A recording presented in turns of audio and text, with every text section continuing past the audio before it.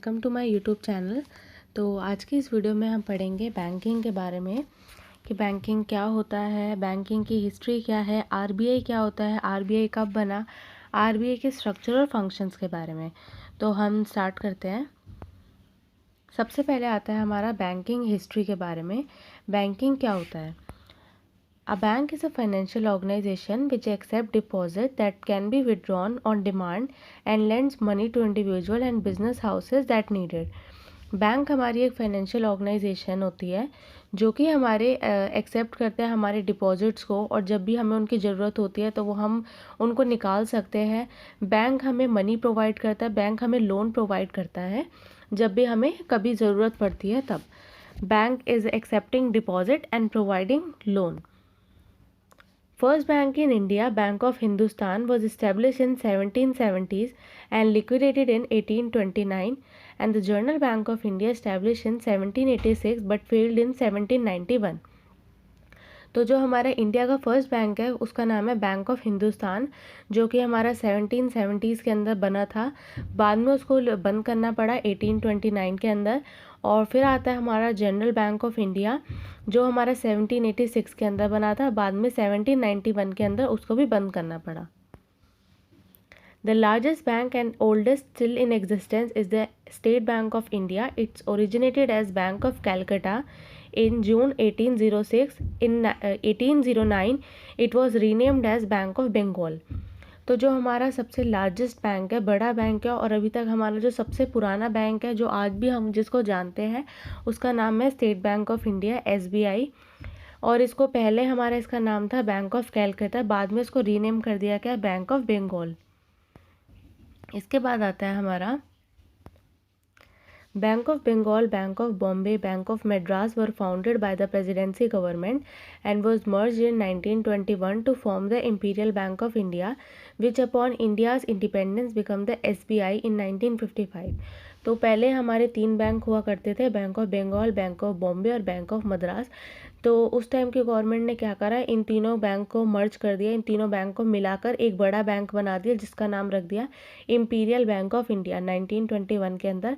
बाद में 1955 के अंदर इसका रीनेम कर दिया गया as a state bank of India, SBI. अब हम पढ़ते हैं आरबीआई के बारे में। RBI was establish in 1935। RBI हमारा बना है 1935 के अंदर, और इसके अंदर आता है हमारा RBI act 1934। In 1969, the Indian government nationalized 14 major private banks. One of the big bank was Bank of India. In 1986, more private bank were nationalized. अब गवर्नमेंट ऑफ इंडिया ने क्या किया, 1969 के अंदर 14 प्राइवेट बैंक को नेशनलाइज कर दिया, और 1980s के अंदर 6 बैंक का नेशनलाइजेशन हुआ। तो अभी तक हमारा जो मेजर टोटल 20 बैंक्स का नेशनलाइजेशन हुआ है, गवर्नमेंट ने किया है। फिर आती है हमारी नरसिम्हा कमेटी, जो कि हमारी 1991 के अंदर आई थी। इसके बाद हम देखते हैं नेशनलाइजेशन। तो अभी हमने पढ़ा है नेशनलाइजेशन एक बार कब हुआ था, 1969 के अंदर, जिसके अंदर 14 बैंक्स का किया गया था जिनकी 50 करोड़ कैपिटल थी। और सेकंड फेज के अंदर हमने देखा है 6 बैंक का हुआ था 1980s के अंदर, जिनकी 200 करोड़ कैपिटल थी। इसके बाद हम देखते हैं आरबीआई। आरबीआई हमारा बना था 1 अप्रैल 1935 के अंदर, और इसके अंदर आरबीआई एक्ट आता है हमारा 1934।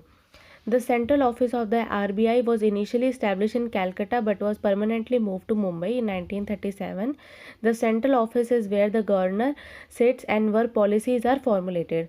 जो हमारा सेंट्रल ऑफिस है आरबीआई का वो हमारा कैलकाता के अंदर है, बट बाद में उसको मूव कर दिया गया मुंबई के अंदर। मतलब अब कहाँ पर है, मुंबई के अंदर। और जो सेंट्रल ऑफिस है वहाँ पर हमारा गवर्नर बैठता है और वो पॉलिसीज़ को फॉर्मुलेट करता है।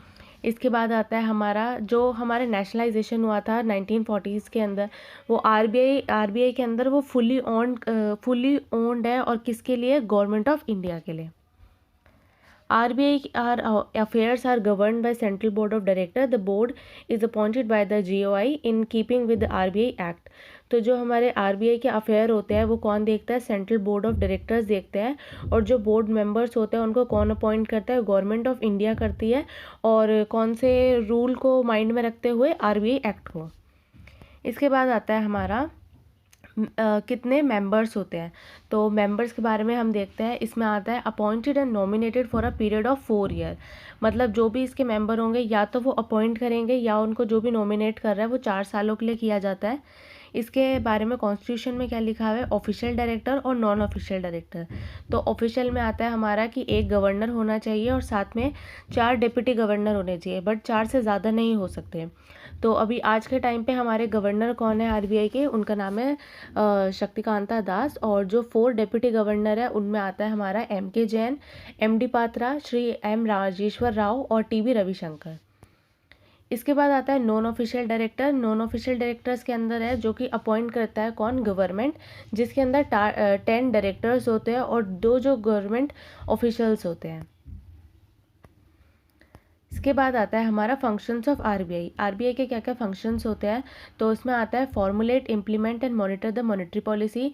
आरबीआई जो होता है वो बनाता है और उसके बाद में उसको लागू करता है किसको, मॉनेटरी पॉलिसी को। अभी मॉनेटरी पॉलिसी क्या होता है ये हम अपने आने वाली वीडियोज़ में बात करेंगे। इसके बाद आता है prescribe board permanent of banking operation with in which country banking and financial system. ये हमारे बैंकिंग ऑपरेशंस को देखता है, फाइनेंशियल सिस्टम फंक्शंस को आरबीआई रेगुलेट करता है। आरबीआई का काम होता है कि वो मैनेज करता है फेमा एक्ट को। फेमा मतलब foreign exchange management act 1999। Issue and exchange और डिस्ट्रॉय करेंसी और coin not fit for circulation. RBI का ये भी काम होता है कि वो इशू करता है या एक्सचेंज, अगर उसको कोई भी करेंसी उसको लेकर आनी होती है या उसको ख़त्म करना होता है तो वो सब काम भी किसका है, आरबीआई का है। अब आरबीआई का और 2 फंक्शंस और होते हैं, बैंकर टू द गवर्नमेंट और bankers to the bank. Government वाले में आता है हमारा perform merchant banking function for central and the state government also act as their banker. मतलब जो आरबीआई होता है वो हमारा दोनों स्टेट गवर्नमेंट और सेंट्रल गवर्नमेंट दोनों के लिए उनके कुछ फंक्शंस होते हैं। और बैंकर टू बैंक के अंदर आता है कि ये मेंटेन करता है बैंकिंग अकाउंट्स को। उसके बाद आता है हमारा The government on advice of RBI decide on various denomination and RBI coordinate with the government of designing the banknote including the security features। जो हमारी गवर्नमेंट होती है अब वो आरबीआई से मतलब एडवाइस लेते हैं और उसके बाद में वो दोनों साथ मिलके ये देखते हैं कि अब हमें कौन सी करेंसी को मार्केट में लेकर आना है या कौन सी करेंसी का डिमोनेटाइज करना है। तो ये सब चीज़ें गवर्नमेंट और आरबीआई ये दोनों साथ में मिलके ये चीज़ को देखते हैं।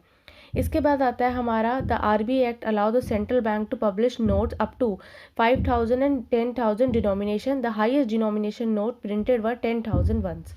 तो जो सबसे हाईएस्ट डिनोमिनेशन के नोट थे वो हमारे कौन से प्रिंट हुए थे, एक बार 10,000 रुपीज़ के नोट प्रिंट हुए थे 1938 के अंदर और 1954 के अंदर। बाद में इसको डिमोनेटाइज कर दिया गया था 1946 के अंदर। ₹5 का जो नोट है वो फर्स्ट पेपर करेंसी था जो कि आरबीआई ने इशू करा था जनवरी 1938 के अंदर।